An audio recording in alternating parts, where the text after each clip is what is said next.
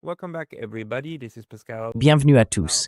Ici Pascal Lotaz de Neutrality Studies et je suis à nouveau accompagné aujourd'hui du professeur Saïd Marandi depuis Téhéran. Le professeur Marandi est déjà venu de nombreuses fois sur la chaîne.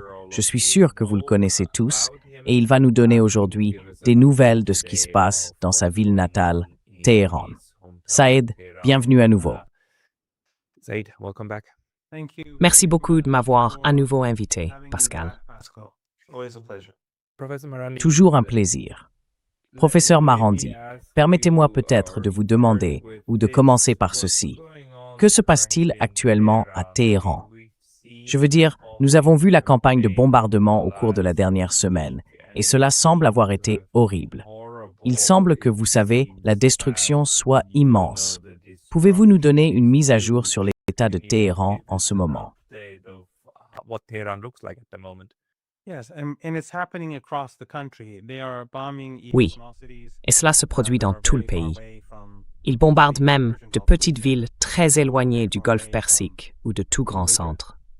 Il semble qu'ils se moquent complètement de ce qu'ils frappent. Ils touchent de nombreux quartiers particulièrement densément peuplés, où il n'y a que des immeubles d'habitation ou des infrastructures civiles qui n'ont rien à voir, disons, avec l'armée. Ils ont bombardé la radio et la télévision iranienne, le complexe national de la radio et de la télévision, à plusieurs reprises. Mais les employés là-bas sont assez héroïques, car il y a encore des gens qui y travaillent. J'y suis allé il y a quelques nuits pour une émission. Je suis allé dans le bâtiment où je pensais devoir me rendre et il avait été bombardé. Ensuite, ils m'ont emmené ailleurs. Et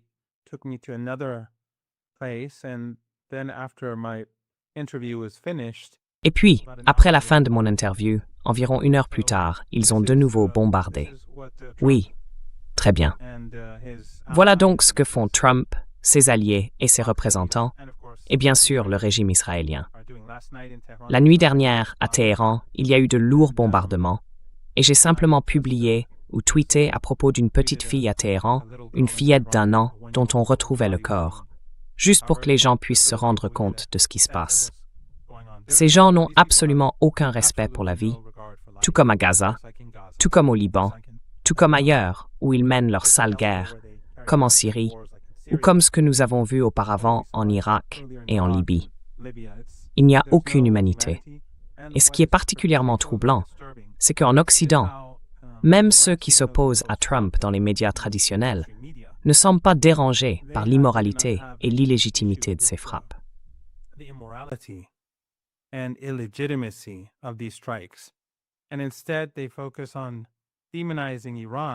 Et au lieu de cela, ils se concentrent sur la diabolisation de l'Iran pour tenter de justifier ce qui se passe. Même ceux qui s'opposent à la guerre ne le font pas, dans le sens de dire que nous commettons des crimes contre l'humanité, ou que nous menons des crimes de guerre, ou encore que notre attaque est illégitime. Non, au mieux, ils diront que c'est une politique vouée à l'échec. Mais ils ne diront pas que ce que nous, les États-Unis ou l'Occident, faisons est mal. Bien sûr, de nos jours, les élites et les médias en Occident ne reflètent plus nécessairement l'opinion publique. Mais en tout cas, cela reste une force avec laquelle il faut compter. Beaucoup de sang a été versé. Et tu sais, Pascal, le fait est que sur le champ de bataille, ils échouent. Les Iraniens ont été très efficaces pour se défendre contre les drones.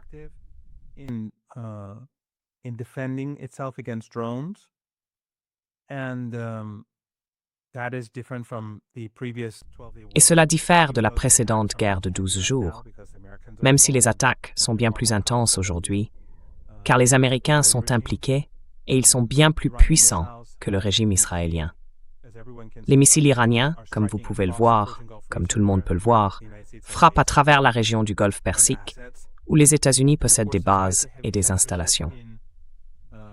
Et bien sûr, malgré la forte censure en Iran et dans tout le régime israélien, les missiles iraniens provoquent des dévastations. Mais encore une fois, ce que je veux rappeler à vos téléspectateurs avant de commencer, c'est que toute destruction ou perturbation causée par l'Iran résulte de cette guerre imposée illégalement. Sinon, l'Iran aimerait entretenir des relations ordinaires le cours normal des affaires, avec le pétrole qui circule et le commerce avec ses voisins. Mais c'est tout simplement quelque chose que les États-Unis ne peuvent pas tolérer.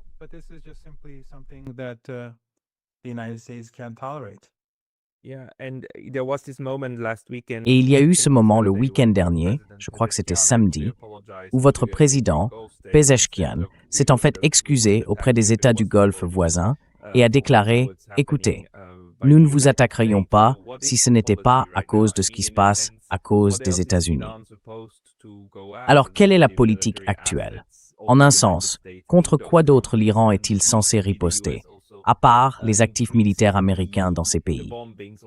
Et récemment, les États-Unis ont également intensifié leurs bombardements, frappant des usines de dessalement et d'autres infrastructures purement civiles.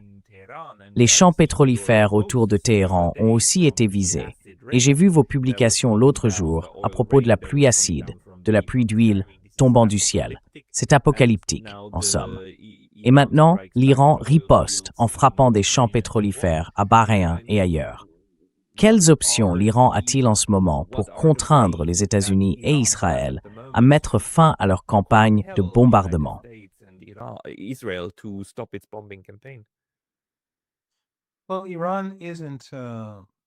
Eh bien, l'Iran ne ferme pas officiellement le détroit d'Ormuz, mais il l'a effectivement fermé. C'est une manière de faire pression sur les États-Unis. Nous avons vu à quel point Trump était désespéré de faire baisser le prix du pétrole, car hier, il a essentiellement menti en disant que la guerre touchait à sa fin, laissant entendre que le détroit d'Ormuz allait rouvrir et que les choses allaient revenir à la normale. Et le prix du pétrole a baissé. Mais ensuite, les Iraniens ont déclaré que cette guerre n'allait pas se terminer de sitôt. Ils n'accepteront pas de cessez-le-feu. Évidemment, l'Iran ne peut pas accepter de cessez-le-feu, car s'il le faisait, nous aurions simplement une répétition de ce qui s'est passé il y a 8 ou 9 mois.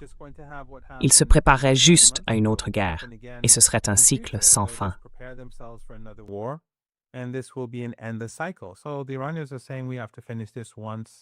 Les Iraniens disent donc, nous devons en finir une bonne fois pour toutes et leur faire payer un prix tel qu'ils ne tenteront plus jamais d'envahir ou d'attaquer l'Iran. Un peu comme Saddam Hussein, lorsqu'il a envahi l'Iran et que les Iraniens l'ont expulsé de leur territoire, ils ont poursuivi la guerre. Pourquoi? Parce qu'ils savaient qu'il était une personne agressive. Ils pensaient devoir l'affaiblir au point qu'il ne puisse plus jamais attaquer l'Iran. Et la guerre a duré 8 ans. Quel en a été le résultat? Saddam n'a plus jamais envahi l'Iran. À la place, il s'en est pris au Koweït, quelque chose de bien plus petit qu'il pensait plus facile à conquérir. Et maintenant, les Iraniens disent « Non, cette guerre va continuer ». Et bien sûr, ils ont maintenu le détroit d'Ormuz fermé, de sorte que le prix du pétrole va progressivement remonter, car aucun pétrole ne passe ni ne sort du golfe Persique.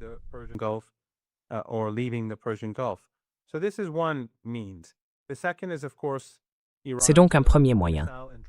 Le second, bien sûr, ce sont les frappes de missiles et de drones de l'Iran, et nous voyons qu'elles se poursuivent.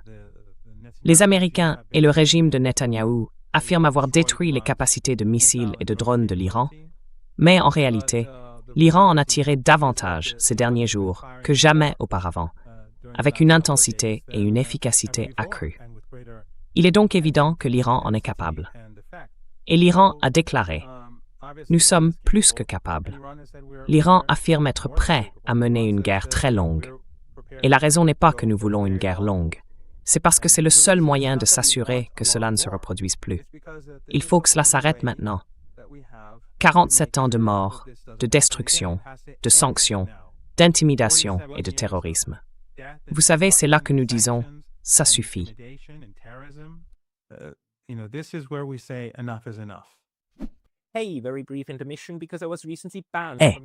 Petite interruption rapide, car j'ai récemment été banni de YouTube. Et même si je suis de retour, cela pourrait se reproduire à tout moment. Alors, s'il vous plaît, pensez à vous abonner non seulement ici, mais aussi à ma liste de diffusion sur Substack. C'est pacalotaz.substack.com. Le lien se trouve dans la description ci-dessous. Et maintenant, retour à la vidéo. Que signifierait la fin de la guerre pour l'Iran? quel serait le résultat à partir duquel l'Iran dirait « D'accord, nous avons gagné, c'est terminé, on en a fini avec ça ».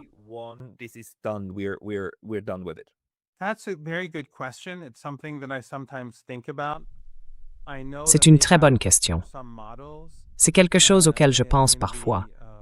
Je sais qu'ils ont élaboré certains modèles au sein du Conseil suprême de sécurité nationale sur la manière dont cela pourrait se terminer ou dans quelles conditions cela prendrait fin. Mais je pense que tout dépendra de la façon dont cela se conclura et du type de négociations qui auront lieu.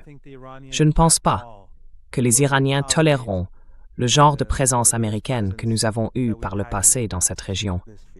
Et je pense qu'ils le feront clairement savoir aux pays voisins. Je pense aussi que les Iraniens vont exiger une nouvelle forme de relation avec leurs voisins. Ils n'accepteront pas l'ancien statu quo et s'attendront à une compensation pour les morts et les destructions.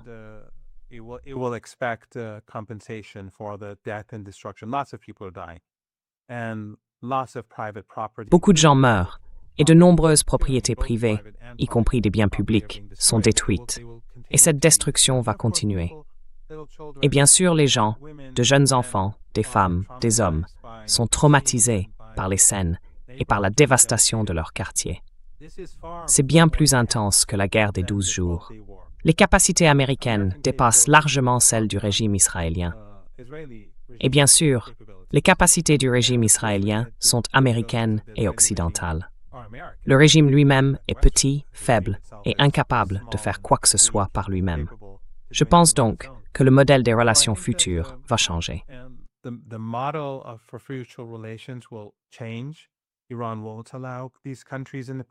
L'Iran ne permettra pas à ces pays du Golfe Persique, ni à aucun de ses voisins, y compris l'Azerbaïdjan ou la partie nord de l'Irak, qui bénéficient d'une semi-autonomie, de fonctionner comme ils l'ont fait par le passé. Beaucoup de choses vont donc changer. Mais je pense aussi que cela va constituer une défaite catastrophique pour Trump. Cela mettra fin à sa présidence, car les choses ne se sont pas déroulées comme prévu, comme nous l'attendions. Je veux dire, si vous avez suivi, et je suis sûr que c'est le cas, ce que j'ai dit s'est effectivement révélé exact. Ils n'auront pas de victoire rapide. Je le dis depuis quelques années déjà.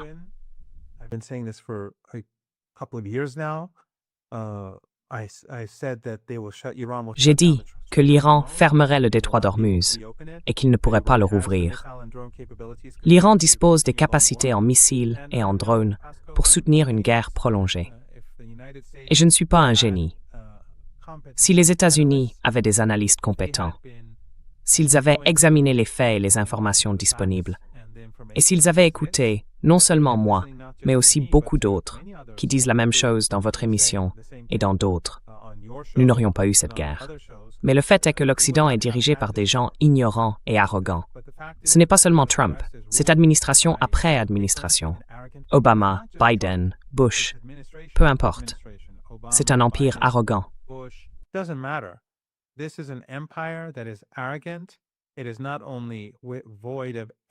Ce n'est pas seulement dépourvu de toute moralité, comme nous l'avons vu à travers les dossiers Epstein, mais aussi, dans son arrogance, cela refuse de comprendre, ou est incapable de comprendre, l'autre. Il perçoit l'autre comme faible, vulnérable, brisé. Il croit à sa propre propagande au sujet de l'autre, qu'il est populaire, qu'il est sur le point de s'effondrer. Ainsi, lorsqu'ils envisagent d'attaquer, ils se disent « Eh bien, nous pouvons les gérer facilement. Nous pouvons les détruire facilement. » Mais je pense qu'à présent, face à l'Iran, ils se heurtent à un mur. L'Iran n'est pas le Venezuela. L'Iran n'est pas l'Irak. Ce n'est pas la Syrie. Ce n'est pas la Libye. Ce n'est pas l'Afghanistan. Ce n'est même pas le Vietnam. Et je pense donc que cela va briser l'Empire américain.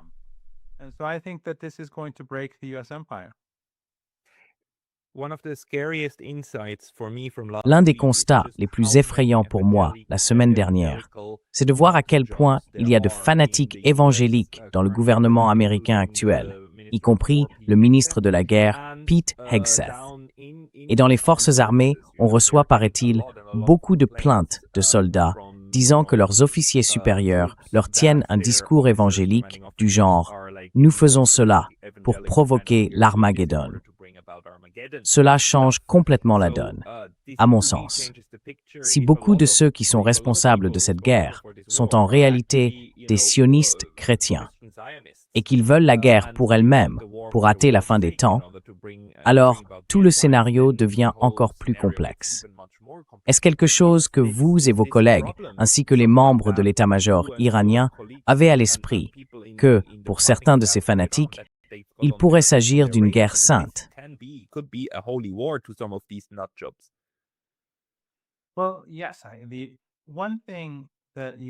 Eh bien, oui. La seule chose que vous et votre public devriez toujours garder à l'esprit, c'est que l'Iran en sait beaucoup sur les États-Unis, n'est-ce pas? Il comprend son armée, sa politique, sa culture. Notre deuxième langue à l'université est, bien sûr, l'anglais, mais de nombreux Iraniens voyagent aux États-Unis. Beaucoup de nos universitaires ont étudié à l'étranger ou passé leur congé sabbatique à l'étranger. Et en plus de tout cela, les États-Unis ont occupé l'Irak et l'Afghanistan pendant de très nombreuses années. Et ce sont les voisins de l'Iran. L'Iran sait ce que les États-Unis ont fait en Irak et ce qu'ils ont fait en Afghanistan.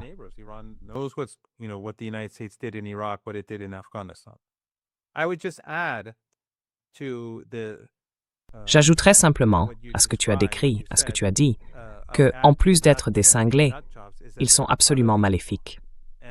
Ces gens nous disent essentiellement que le Christ soutient le génocide, que c'est acceptable d'en commettre un.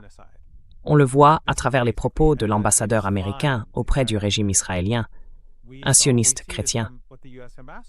Il a dit que si le régime israélien s'emparait de toute la région, ce serait très bien. Il a affirmé qu'il formait l'armée la plus morale du monde, après ce qu'ils ont fait à Gaza et au Liban, où ils bombardent régulièrement à saturation. Tu sais, la doctrine de Dahiya, ça signifie raser la ville de Beyrouth. C'est leur doctrine.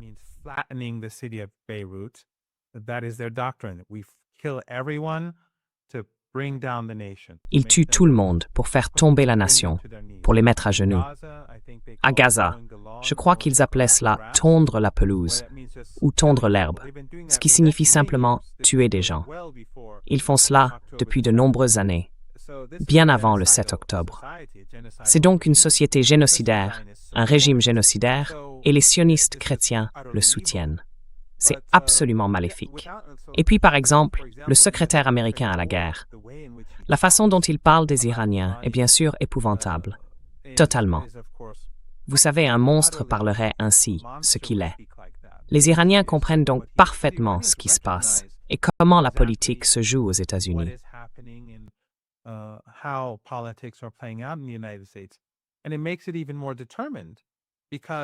Et cela les rend encore plus déterminés, car lorsque la véritable politique des États-Unis, la politique officieuse, la vérité inavouée, est exprimée par l'ambassadeur américain au Japon, à savoir que si le régime israélien s'empare de toute la région, ce n'est pas un problème.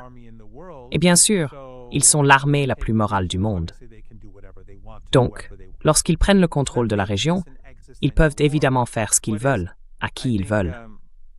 Cela fait de ce conflit une guerre existentielle, ce qui est frustrant pour beaucoup de gens en Iran, en Irak, au Yémen et au Liban, c'est que le régime d'Erdogan reste indifférent à ce qui se passe et d'une certaine manière aide même le camp israélien et américain.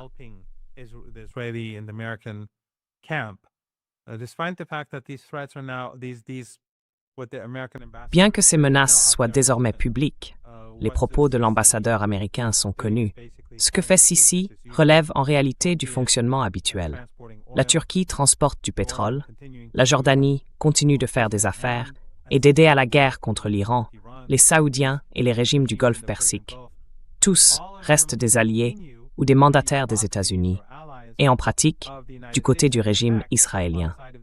Et cela, malgré le fait qu'il existe ces fanatiques dénués de toute moralité, qui parlent de s'emparer de toute la région, et considèrent le génocide à Gaza comme l'œuvre de l'armée la plus morale du monde.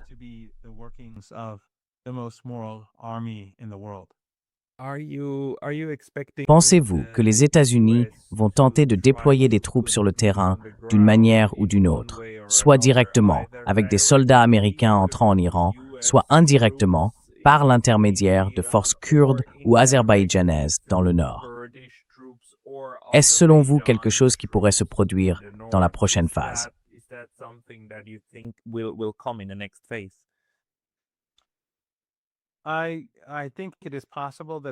Je pense qu'il est possible que les États-Unis déploient des troupes au sol, mais pas en très grand nombre, car ils n'en ont plus vraiment la capacité. Ce ne sont plus les États-Unis d'il y a 30 ans. Et les alliés des États-Unis, en Europe et dans notre région, ne sont plus non plus ceux d'il y a 30 ans. Lorsque les États-Unis ont envahi l'Irak, lors des deux guerres, la première et la seconde, les pays de la région du Golfe Persique ont payé pour cela. À cette époque, les États-Unis étaient l'hyperpuissance et le reste du monde était en position de faiblesse. Les États-Unis ont essentiellement contraint le monde à les suivre pendant la Première Guerre, et lors de la Seconde, certains ont pu s'y opposer. Mais ce n'est plus le cas aujourd'hui.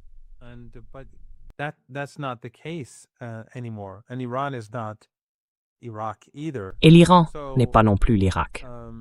Les régimes arabes en ce moment n'exportent ni pétrole ni gaz, et cet argent, bien sûr, ne va pas sur le marché boursier. Le prix du pétrole va augmenter. Ils n'ont pas aujourd'hui les ressources financières qu'ils avaient à l'époque. Et les États-Unis sont une superpuissance largement affaiblie. Toujours une force dangereuse, très dangereuse, évidemment. Mais ce n'est plus ce que c'était. Ils ne peuvent pas mobiliser 1 million de soldats. S'ils veulent mener une guerre contre l'Iran, il leur faudrait peut-être 1,5 million de personnes. Et cela n'est tout simplement pas faisable. Ils pourraient donc déployer quelques forces spéciales ou quelque chose du genre pour effectuer des frappes ici et là. Mais cela ne changerait pas la nature de la guerre. En ce qui concerne l'Azerbaïdjan, le dirigeant, l'ayatollah Khamenei, le nouveau dirigeant, porte le nom de famille Khamenei, qui signifie de Khamenei. Khamenei est une ville azérie.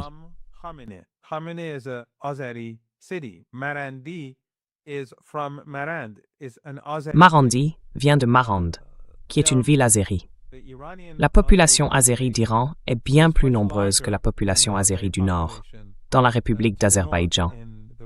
Et les Iraniens ordinaires et les Azéris ordinaires, beaucoup d'entre eux estiment que ce territoire est iranien.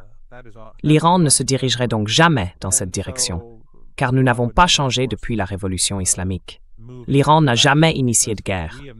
Nous avons été les victimes de 3 guerres. La guerre de Saddam Hussein, que l'Occident nous a imposée, et vers la fin de cette guerre, les États-Unis sont intervenus et ont combattu contre nous. Ils ont commencé à nous attaquer dans la région du Golfe Persique. Ils ont abattu un avion de ligne, détruit des navires de guerre et des installations pétrolières. Puis, il y a eu la guerre de 12 jours. Et maintenant, cette guerre. Mais si la République de Bakou, si Aliyev, qui, comme vous le savez, dirige un pays essentiellement sous une dictature familiale,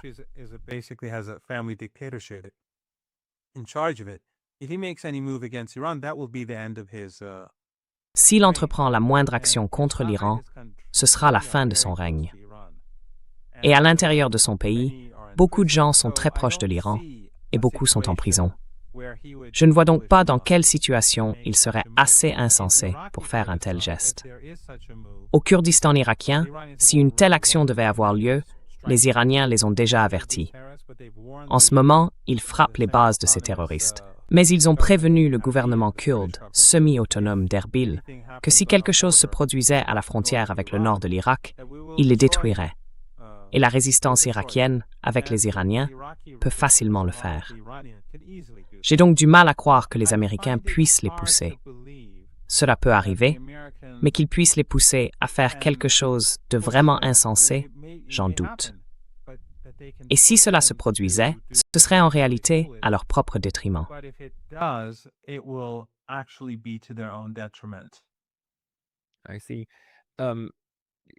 Je vois.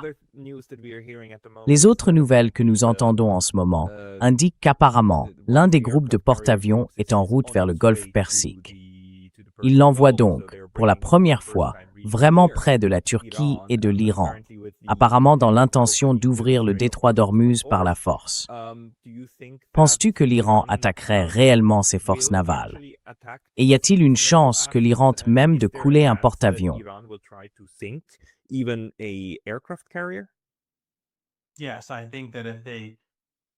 Oui, je pense que s'ils s'en approchent, les Iraniens seront capables de les frapper beaucoup plus efficacement.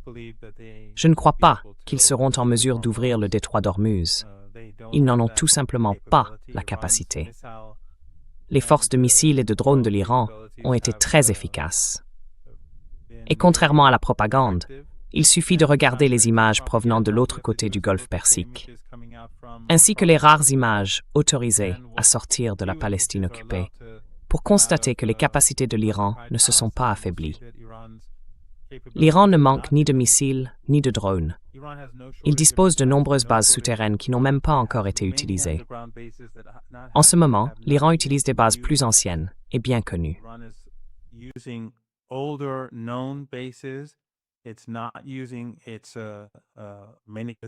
L'Iran n'utilise pas la plupart de ces bases et il commence tout juste à déployer ses technologies les plus récentes. Il y a environ 36 heures, presque toutes les attaques iraniennes avaient été menées avec des drones et des missiles de génération plus ancienne. L'Iran est donc tout à fait capable d'infliger de sérieux dégâts à la marine américaine et il veillera à ce qu'aucun pétrole ni gaz ne sortent du golfe Persique. Mais toute intensification du conflit pourrait entraîner la destruction de pétroliers et frapper des infrastructures pétrolières et gazières essentielles, ce qui aurait un effet d'une toute autre nature.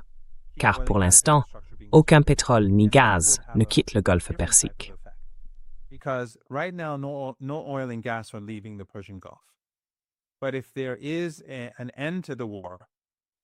Mais s'il y a une fin à la guerre, une fin acceptable, où les conditions de l'Iran sont remplies et où le détroit d'Ormuz est rouvert, alors ce pétrole pourra circuler. Les marchés, bien sûr, il leur faudra du temps pour se rétablir, surtout pour le gaz, car ce n'est pas comme si l'on pouvait simplement tout rallumer et que les choses redevenaient normales. Mais si cette infrastructure est détruite, si ces navires sont détruits, alors rouvrir le détroit d'Ormuz ne veut plus dire grand-chose. Et nous verrons les modes de vie des populations du monde entier, surtout en Occident, une région particulièrement dépendante des institutions financières plus que toute autre.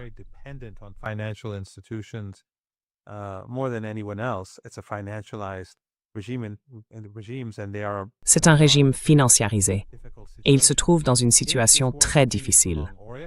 Si cette guerre se prolonge ou s'il y a des dommages ou une destruction permanente du secteur énergétique, cela fera s'effondrer leurs économies. Donc, la chose intelligente à faire pour les États-Unis serait d'accepter la défaite. Bien sûr, Trump n'annoncera jamais une défaite. Il proclamera une sorte de victoire ridicule. Mais en réalité, ce que l'Iran va faire, c'est s'assurer d'infliger une défaite stratégique aux États-Unis et que l'Iran, pour les décennies à venir, ne soit plus jamais menacé. Ainsi, cette guerre se poursuivra jusqu'à ce que l'Iran estime que sa sécurité future est garantie.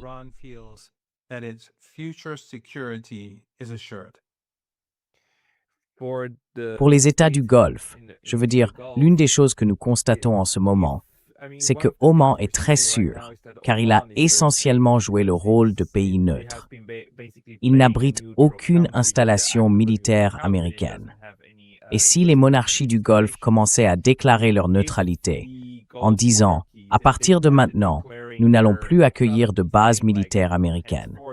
Nous déclarons une neutralité permanente », est-ce que ce serait quelque chose que l'Iran considérerait comme souhaitable?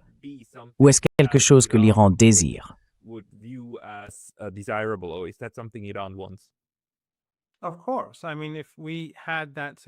Bien sûr. Je veux dire, si nous avions eu cette situation, ils ne feraient pas face à celle-ci aujourd'hui.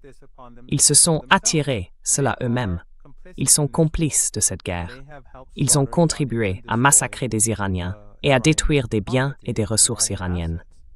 Donc, les seuls à blâmer sont ceux qui ont coopéré avec les États-Unis pour nous amener à ce point. Mais s'il y a un changement, oui, les relations peuvent redevenir normales. Bien sûr, il y a la question des compensations qu'il faudra traiter. Mais laissez-moi vous donner un bon exemple. Lorsque Saddam Hussein a envahi l'Iran, ces régimes du Golfe Persique lui ont donné des centaines de milliards de dollars, à l'époque où le dollar valait bien plus. Et bien sûr, l'Occident lui a fourni des armes chimiques. J'ai survécu à 2 attaques chimiques. Beaucoup n'ont pas eu cette chance. Beaucoup ont continué à souffrir et sont morts lentement.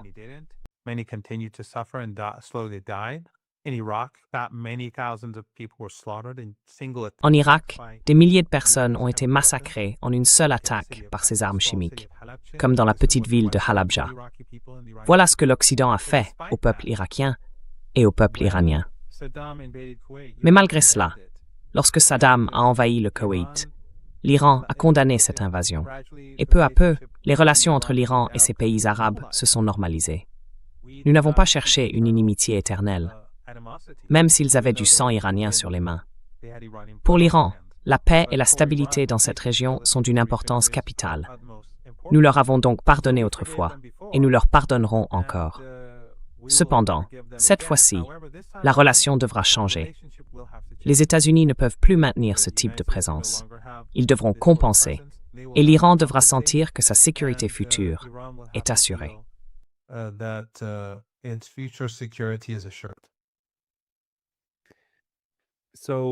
Alors, simplement parce que je ne suis pas au courant, l'Iran a-t-il déjà énoncé ses exigences jusqu'à présent pour mettre fin à la guerre, ou est-ce encore quelque chose qui relève de l'avenir?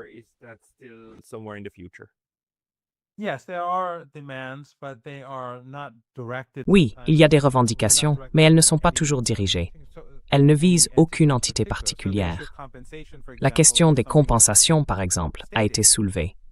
Mais qui doit compenser? Cela ne nous importe pas. Si le Japon veut compenser, ou le Koweït, ou les États-Unis, ce n'est pas la question. Ils ont assassiné de nombreuses personnes. Ils ont détruit la vie de beaucoup d'autres. Et par l'agression, par une guerre non provoquée, illégale et immorale, pour soutenir le suprémacisme ethnique, pour soutenir un génocide à Gaza. C'est le mal sur le mal sur le mal.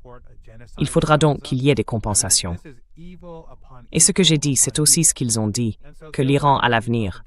C'est pourquoi ils disent qu'ils n'accepteront pas de cessez-le-feu. Ils l'ont dit très clairement, pas de cessez-le-feu. Il n'y a aucun cessez-le-feu en vue à l'heure où nous parlons.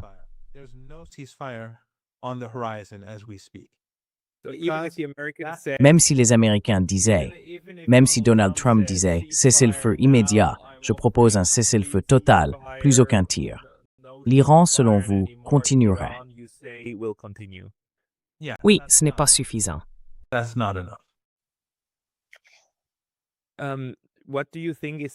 Quelle est, selon vous, la capacité des États-Unis à continuer de semer le chaos dans vos villes? Pensez-vous que cela va diminuer avec le temps ou vous attendez-vous à ce que les campagnes de bombardement se poursuivent encore pendant plusieurs semaines ou plusieurs mois?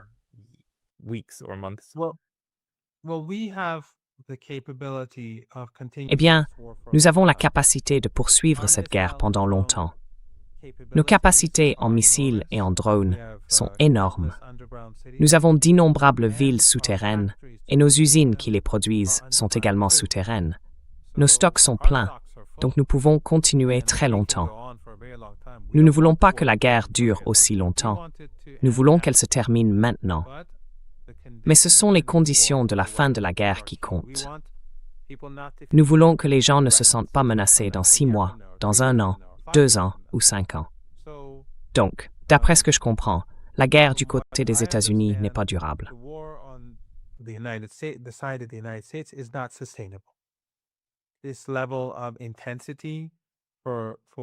Ce niveau d'intensité dans les attaques contre l'Iran, souvenez-vous, rien que la logistique, ne concerne pas seulement la question des pénuries de munitions et de la faible production aux États-Unis, mais aussi la guerre en Ukraine et les engagements militaires américains à travers le monde.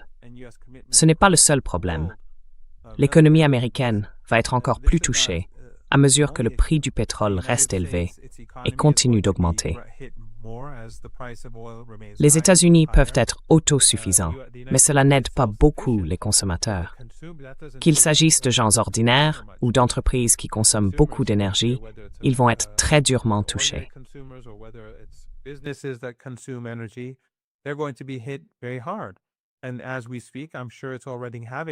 Et pendant que nous parlons, je suis sûr que cela a déjà un impact progressif. Donc il y a cela. Et puis il y a toute la question de la logistique. Pour eux, tout doit être transporté depuis l'autre bout du monde pour mener cette guerre. Ici, c'est notre maison. La production, les bases de missiles sont déjà sur place. La production est locale, donc nous continuerons.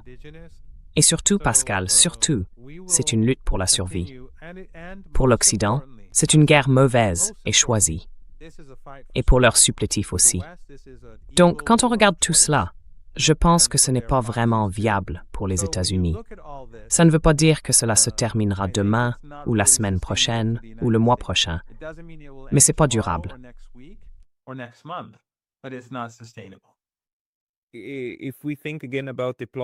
Si l'on repense à la diplomatie, vous savez, les États-Unis en ont abusé de manière très très grave à de nombreuses reprises, faisant essentiellement semblant de s'intéresser encore aux discussions tout en se préparant déjà à frapper.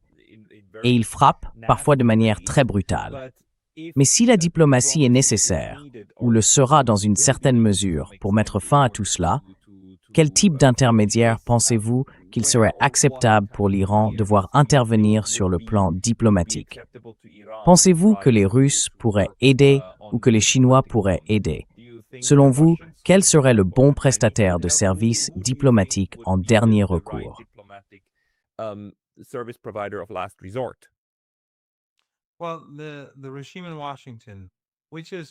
Eh bien, le régime de Washington est fondamentalement un régime sioniste. Je veux dire, c'est Israël d'abord, et donc par nature, on peut l'appeler sioniste. Ces deux régimes sionistes sont les entités les plus immorales de cette planète. Et ce n'est pas seulement qu'ils assassinent, tuent et commettent des génocides. Ils n'ont également absolument aucun respect pour leurs propres accords. Ils mentent, trichent et volent, comme l'a dit un ancien directeur de la CIA américaine. Lui-même un chrétien évangélique, Pompeo. Nous avons déjà eu des accords avec les États-Unis par le passé. Et sous Obama, ils n'ont pas respecté l'accord nucléaire. Sous Trump, ils l'ont simplement déchiré. Et bien sûr, nous avons eu des négociations avec Trump à 2 reprises. Et à chaque fois, il prévoyait secrètement de lancer une guerre. Donc, un morceau de papier ne vaut rien pour nous. Et tout accord avec les États-Unis pour un cessez-le-feu n'est pas acceptable. Les faits sur le terrain devront changer. Les faits sur le terrain devront changer. Maintenant, qui s'implique et comment, c'est une question qui peut évidemment être discutée, et qui le sera probablement. Mais les États-Unis tromperont aussi la Russie. Ils tromperont aussi les Chinois. Ils tromperont tout le monde. Ce régime n'a aucune moralité. Et bien sûr, le régime israélien, eh bien, ils ont 2 cessez-le-feu, à Gaza et au Liban, qu'ils violent chaque jour. Ils tuent des gens chaque jour, malgré ces cessez-le-feu. Ce ne sont donc pas des entités auxquelles nous allons faire confiance.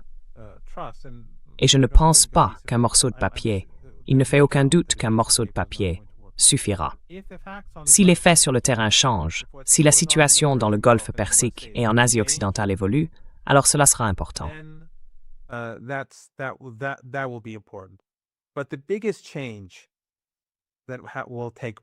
Mais le plus grand changement qui aura lieu, et c'est là le point essentiel, le plus grand changement sera que les États-Unis, ce régime, recevront une leçon. Une défaite stratégique leur sera infligée, et le monde en sera témoin. Par exemple, ce que nous voyons aujourd'hui dans cette guerre, c'est que beaucoup pensaient qu'elle se terminerait rapidement.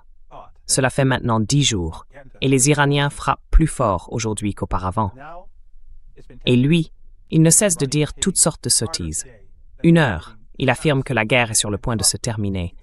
L'heure suivante, il déclare « Je vais détruire tout l'Iran ». C'est un monstre grossier. Il ressemble à l'un de ces fanatiques du régime de Netanyahou. Mais il ne cesse de changer, et je pense que cela montre son désespoir. But he keeps changing, and I think that shows his desperation. But his arrogance won't allow him to shift his position. Mais son arrogance ne lui permettra pas de changer de position. Ainsi, les États-Unis, politiquement et moralement, bien sûr, mais en même temps, militairement, l'Iran montre au monde que ce n'est pas cette hyperpuissance que l'on croyait, celle qui peut simplement arriver, détruire et passer à autre chose. L'ère des Irak, des Afghanistan, des Libye, des Syrie et du Venezuela, cette ère touche à sa fin. Et l'Iran fera en sorte que le monde le reconnaisse et que le peuple américain le reconnaisse aussi. Ainsi, tandis que les faits sur le terrain doivent changer, cela doit également être reconnu par les élites aux États-Unis, que nous ne pourrons plus jamais refaire cela. Le prix à payer est tout simplement trop élevé. Exactement ce que nous avons fait à Saddam Hussein.